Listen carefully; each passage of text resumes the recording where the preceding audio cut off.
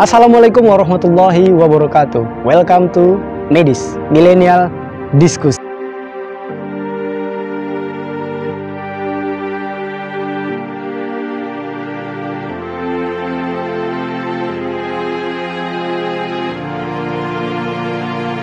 Tahukah kamu 7 profil jenderal yang dibantai oleh PKI dan bagaimana pembantaian mereka? Gerakan 30 SPKI itu terjadi pada tahun 1965 yang menewaskan 7 jenderal. Dan ini menjadi tragedi sejarah yang saat ini masih menjadi duka bagi rakyat Indonesia. Tahukah kita siapa tokoh-tokoh jenderal ini dan bagaimana sadisnya pembantaian mereka? Yang pertama, Jenderal Ahmad Yani lahir di Purwokerto pada tanggal 19 Juni 1922. Beliau berjasa ketika itu mampu menahan tentara Belanda di Magelang. Dan beliau dijuluki juru selamatnya Magelang. Jenderal Ahmad Yani adalah Panglima Angkatan Darat yang ke-6 pada era Soekarno. Beliau pernah mendirikan pasukan khusus yang bernama Banteng Riders. Ketika kematiannya, beliau dijemput ataupun dikepung oleh 200 orang penculik dan beliau dibunuh di rumahnya di Jalan Latuhar Hari nomor 6 di pinggiran Jakarta Menteng, Jakarta Pusat. Mayatnya dibuang di lubang buaya pada tanggal 1 Oktober 1965. Sadis. Yang kedua, Jenderal R. Suprapto. Jenderal R. Suprapto ini lahir di Purwokerto, Jawa Tengah. Jenderal R. Suprapto. Jenderal R. Suprapto lahir di Purwokerto pada tanggal 20 Juni 1920. Beliau juga menjadi salah satu korban pembantaian G30 SPKI. Pada malam penjemputannya, tidak ada satupun keluarga yang tahu dikarenakan seluruh keluarga yang tertidur nyenyak. Beliau dijemput dengan alasan dipanggil oleh Presiden Insinyur Soekarno. Tetapi beliau tidak pernah kembali lagi pulang ke rumah dan mayat beliau ditemukan pada tanggal 3 Oktober 1965 di Lubang Buaya. Yang ketiga adalah Mayor Jenderal M.T. Haryono ataupun nama lengkapnya Mas Tirto Darmo Haryono. Beliau adalah Jenderal Bintang 3, kelahiran di Surabaya pada tanggal 20 Januari 1924. Sama dengan Suprapto, beliau dijemput paksa di rumahnya, tetapi beliau sempat kabur. Dan beliau sempat melawan, lalu ketika perlawanan beliau ditembak mati di tempat dan mayat beliau dibawa ke perkebunan untuk diangkut ke dalam truk.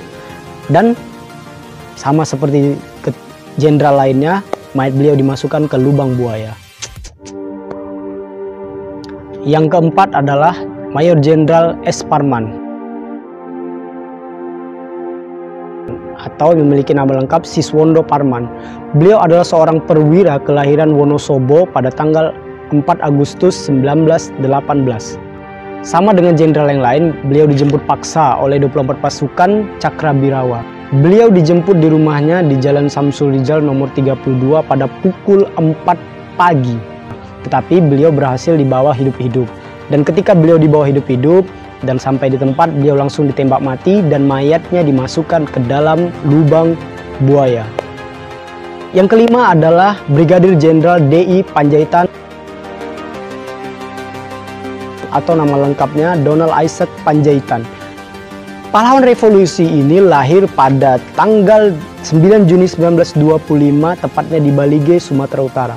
Sama seperti jenderal yang lain, beliau dijemput paksa oleh pasukan Cakrabirawa dan beliau ditembak mati di tempat, lalu mayatnya dimasukkan ke dalam lubang buaya.